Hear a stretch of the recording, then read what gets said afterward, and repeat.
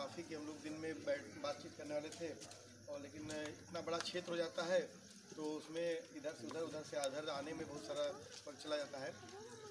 अभी मैं विजय भाई बात रख रहे थे तो मुझे याद आ रहा था कि हम लोग उसमें IMC में पढ़ते थे, और JNU में हम लोगों ने 22 दिन में आफ्ताब आलम अंसारी जो छूटे थे, 1 तारीख को आफ्ताब आलम अंसारी भी हमारे चुनावी कैंपेन में आ रहे हैं। और तो JNU के ही एक कौन सा हॉस्टल में वहाँ पर जो है क्या कहते हैं हम लोग की मुलाकात हुई, और आफ्ताब आलम तो जल्दी छूटे थे जो है, और उनको जो मारपीट हुई थी वो चल फिर नहीं सकते थे। वो पहली बार मैंने कि किसी जो आतंकवाद के नाम पे कोई आदमी छूटा और उसको कितना मारा पीटा गया और कितना दुख दर्द हुआ, तो उसको पहली बार एक मुलाकात हुई। उस पर विजय भाई ने एक आर्टिकल भी लिखा था कि एक आतंकी ब्रैकेट में मुलाकात। तो मेन मामला ये है कि हम शुरू से ही बात को कर रहे हैं कि जैसे कि इस चुनाव में जब आए हैं हम तो साफ तौर पे आए हैं तो इस बात को लेकर कि जब हम संजयपुर के चाहे तारिक कासमी चाहे खालिद मुजाहिद के चचा भी 28 तारीख को हमारे कैंपेन में आ रहे हैं, तो हमने यही कहा था कि उस समय भी हम इस बात को कर रहे थे कि हम कोई मुसलमान को बचाने की लड़ाई नहीं लड़ रहे हैं, हम इस देश के संविधान को बचाने की लड़ाई लड़ रहे हैं। आजमगढ़ की आइडेंटिटी पे जो हमारे यहाँ हमला हुआ, हमको आतंकगढ़ कहा गया। आतंकगढ़ पहली बार किसने कहा गया? मैं बता रहा हूँ, किसी भी कोई भी आपके जितने भी माने निजामाबाद नहीं, पूरे 10 विधानसभा में किसी से पूछ लीजिए जो अपने को सेकुलर प्रत्याशी कह रहा होगा, वो नहीं बता पाएगा। सबसे पहले अजीत राय की हत्याकांड हुआ था सिविल नेशनल कॉलेज में, और योगी आदित्यनाथ आया था, उसने कहा था कि ये आजमगढ़ नहीं आतंकगढ़ है, आतंकगढ़ है, और उसी नैरेटिव को मीडिया ने पाटला हाउस के बाद उठाया। और हम तब भी कहते थे कि हम संविधान बचाने की लड़ाई लड़ रहे हैं। हम शाहिद आजमी एक यहाँ एडवोकेट थे, 93 के ब्लास्ट में पकड़े गए थे, और उसके बाद वो छूटे, और शाहिद आजमी की शहादत हुई 11 फरवरी को। शाहिद की फ़ोटो और डॉक्टर भीमराव अम्बेडकर की फ़ोटो हम एक साथ लगाते हैं, तो कई बार लोग पूछते हैं कि शाहिद की फ़ोटो और डॉक्टर भीमराव अम्बेडकर की फ़ोटो आप एक साथ क्यों लगाते हैं। हम यही बात करते हैं कि डॉक्टर भीमराव अम्बेडकर की जिद थी कि जो शोषित है, दमित है, उत्पीड़ित है, जो बहुजन आबादी है, तो उसके हक हकूक इंसाफ की इस देश में संविधान गारंटी करेगा।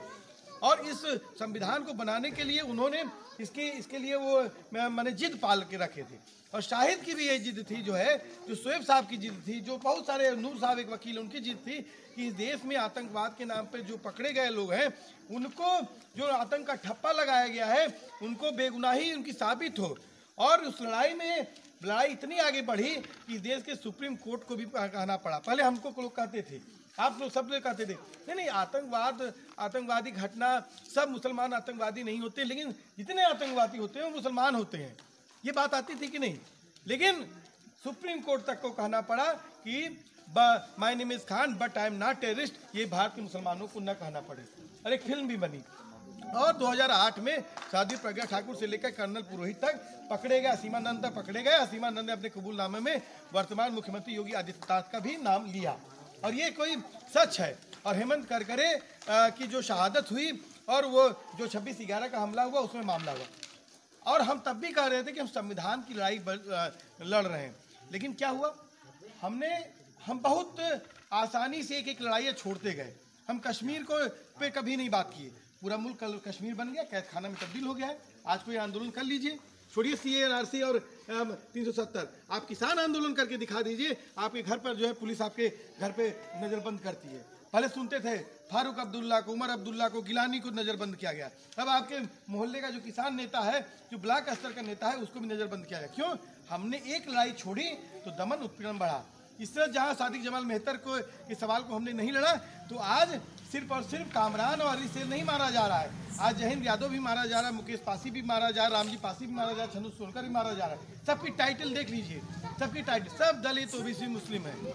और लड़ाई पढ़ते करते कहाँ पहुँच गई कि इस देश का प्रधानमंत्री बोलने लगा कि किसान नहीं, ये तो आतंकवादी है, खालिस्तानी है। कहाँ से शुरू हुआ था?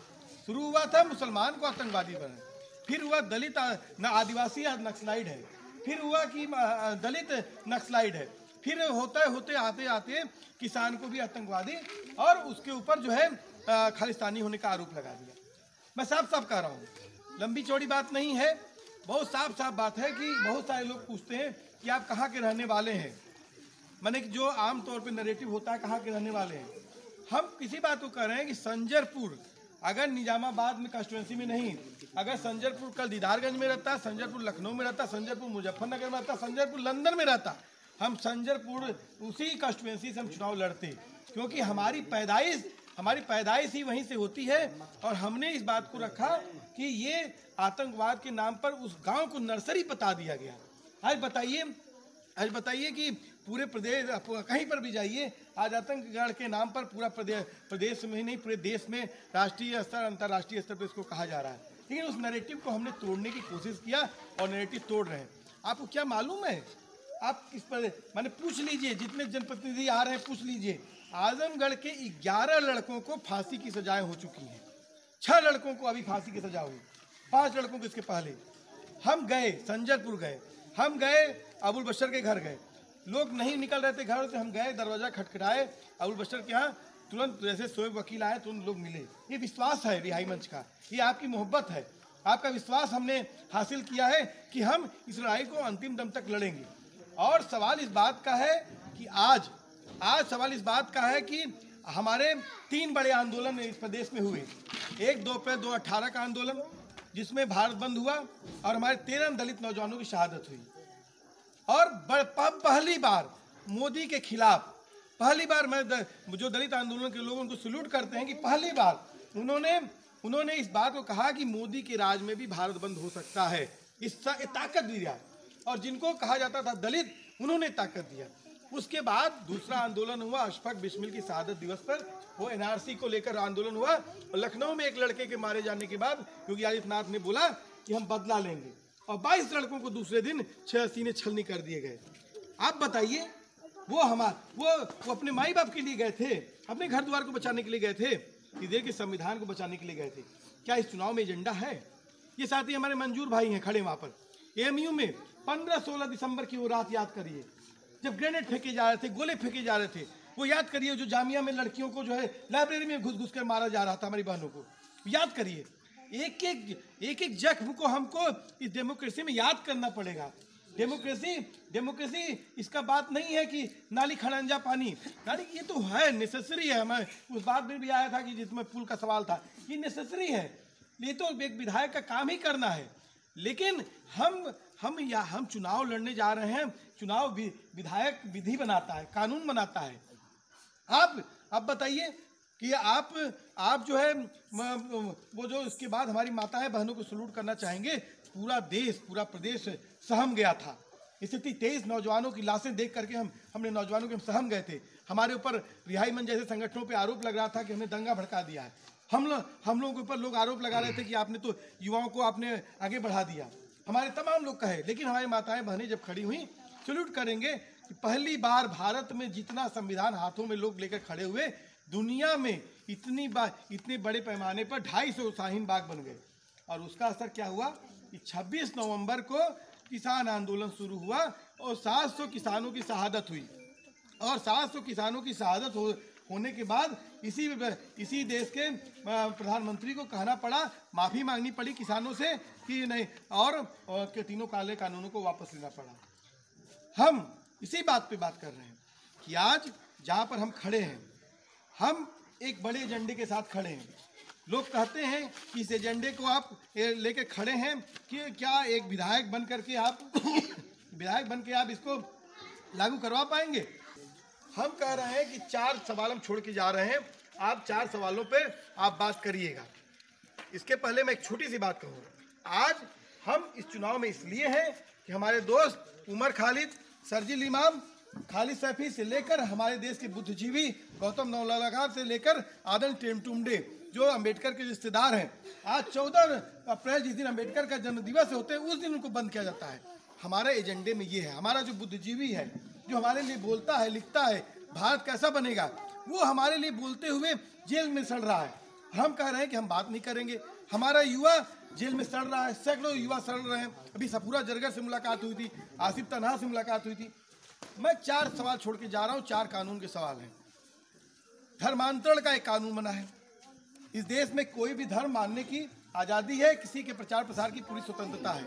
ये है सही है कि नहीं? गलत है? सही है यार। आप बताइए कि एक यहाँ पर लव जिहाद के नाम से कानून बना है, और लव जिहाद का जो कानून है उसके नाम पर हमारे सैकड़ों नौजवानों को उनके घरों से उनके माता पिता तक को जो है जेलों में बंद कर दिया गया, और मौलाना कलीम सिद्दीकी से लेकर मौलाना उमर गौतम जेल में बंद है। क्या ये एजेंडा नहीं है? अगर कोई पॉलिटिकल पार्टी क्या अपने मैनिफेस्टो में लिखी है ये जो असंवैधानिक कानून है इसको वो वापस लेगी, क्या ये लिखी है? मुझे नहीं मालूम है कि लिखी है। जो अखिलेश यादव हिजाब के सवाल पर हम सैल्यूट करते हैं मुस्कान को, हम शायद हम और आप रहते तो शायद वो जो जिस लड़की ने वो नारा दिया वो शायद हम डर जाते, सहम जाते, पता नहीं क्या होता, मुझे नहीं मालूम है। लेकिन उस लड़की ने जो नारा दिया उसने पूरा एक तमाचा मारा और पूरा वो डिस्कोर्स को चेंज कर दिया कि नहीं, जो दंगाइयों का डिस्कोर्स था मामला। लेकिन इसी प्रदेश के पूर्व मुख्यमंत्री कहते हैं उनको सुनाई नहीं दे रहा है, विधायक जी को नहीं सुनाई दे रहा है, मुख्यमंत्री जी को नहीं सुनाई दे रहा है, तो जनता क्यों? दूसरा कानून रिकवरी लॉ, हम लोग जो आंदोलनकारी लोग हैं, घर वाले कहते हैं कि भैया तुम तो जीवन को तबाह कर ली हो। अब घर वाले क्या कहते हैं कि चाचा ये कहते हैं कि तुम जीवन को तो तबाह कर ली हो, अब घरवा को मत तबाह करो। क्यों? क्योंकि रिकवरी लॉ। आप बताइए, एमयू में चल रहा था, एमयू में लखनऊ में कह रहे थे कश्मीर से पत्थरबाज आए हैं। अभी रेलवे वाले जब आंदोलन कर रहे थे इलाहाबाद से लेकर पटना तक, उसमें कहाँ से कश्मीर से पत्थरबाज आए थे? रिकवरी लॉ अगर बनेगा तो जो भी आपका है, यूएपीए कांग्रेस ने बनाया और उसका बड़े पैमाने पर इस्तेमाल बीजेपी ने किया और हमारे तमाम लोग जेलों में बंद हैं।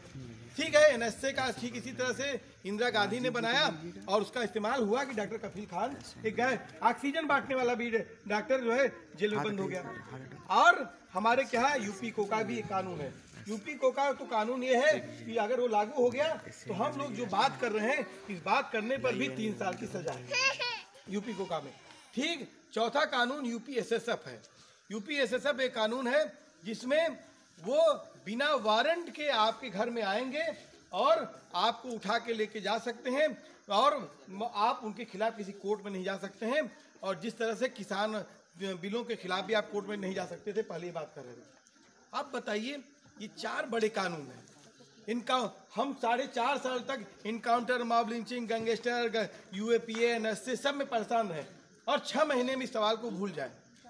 सिर्फ उत्तर प्रदेश में 8,500 इनकाउंटर है, 3,000 लोगों के पैरों में गोलियां मारी गई, 153 लोगों को जान से मार दिया गया है और लगभग 16,000 गैंगस्टर और 19,000 गुंडा। ये आंकड़ा 2019 का है। आज समझ सकते हैं पूरे देश को अपराधी, नागरिक को अपराधी बना दिया गया है। तो मैं अपनी बात को समाप्त करूंगा यहीं पर। मैं चाहूँगा कि कोई अगर सवाल हो, कोई बातचीत हो, और उसके साथ मैं एक बात कहूँगा कि अगर चूँकि हम लोग देर हुई है, लेकिन अगर कुछ और भी आप लोग समझें कि कुछ जगहों पर मोहल्ले में कुछ लोग बैठे हों तो उनसे भी हम लोग मुलाकात करना चाहेंगे। और दूसरा कि यहाँ पर किसी दिन आज संभव हो सकता है तो आज डोर टू डोर, नहीं तो किसी दिन और डोर टू डोर हम लोग जो है लोगों से मुलाकात करें। और हमारा चुनाव चिन्ह हेलीकॉप्टर है और हेलीकॉप्टर के जो चुनाव चिन्ह है हमारा जो इसी सवाल को लेकर है कि हम सुरक्षा के सवाल को लेकर, किसानी के सवाल को लेकर, मजदूरों को सवाल के लेकर, नौजवानों के सवाल को लेकर, महिला सुरक्षा के सवाल को लेकर। लास्ट में एक चीज़ छूट रही थी, मैं उसको बता दूं, रख दूं, क्योंकि वो इस आजमगढ़ का, पूर्वांचल का सबसे बड़ा सवाल है कि हम आज़ादपुर सब्जी मंडी से लेकर भिवंडी तक बुरा ढोते हैं। हमारी यही औकात है। हम अरब कंट्री में जा करके समुद्र में सड़क बना देते हैं, लेकिन आज मजदूर की कोई सुरक्षा नहीं है। पूरा गल्फ कंट्री से बड़ा स्तर पर पलायन शुरू हो गया है। 38 लाख मजदूर कोरोना में, ऑफिशियल डाटा है योगी आदित्यनाथ का। और हमारा कहना है कि 1 से सवा करोड़, अगर गल्फ से लेकर तमाम जो पलायन को देखा जाएगा, 1 से सवा करोड़ लोग पिछले 2 सालों में पलायन होकर वापस आए हैं। और उत्तर प्रदेश में पूर्वांचल विकास निधि का गठन 93 में किया गया। शायद लोगों को मालूम ही नहीं है पूर्वांचल विकास निधि कोई होती है। कभी कोई सरकार उसके ऊपर कभी बात नहीं की। पूर्वांचल विकास आयोग का गठन 2017 में किया गया, कोई बात नहीं। माइग्रेशन कमीशन बना 2020 में, कोई बात नहीं। हम तमाम इस एजेंडों पे, क्योंकि हमारी सच्चाई ये है कि हम गिरमिटिया मजदूरों की औलादें हैं, मजदूर खेतिहर मजदूर किसान फैमिलियों से हैं। हम इस सवाल को भी बड़े पैमाने पर उठाएंगे, क्योंकि हम जानते हैं इस बात को लेकर कि हमारी जो खेत की सरसों है 35 रुपये की रहती है और अडानी अंबानी के गोदाम में जाते ही 80 रुपया हो जाती है। तो अगर हम जाते हैं तो हम खेती किसानी से लेकर सुरक्षा के एजेंडे पे सिर्फ संसद विधानसभा में नोच खाने के लिए जो बैठे हैं वो उसके इतर हम जा कर के निर्माण का कोशिश करेंगे। और इसी के साथ मैं आपसे गुजारिश करूंगा कि आने वाले 7 मार्च को हेलीकॉप्टर पर आप लोग जो है बटन दबाएं, और हम ये भी चाहेंगे क्योंकि हम की बूथ स्तर पर भी अपने गांव में भी आप हमें मदद करें और अगल बगल गांव में भी जो स्तर पे संभव हो सके इस तरह की छोटी मीटिंग और बातचीत हमारी करवा सकें। शुक्रिया। इंकलाब जिंदाबाद।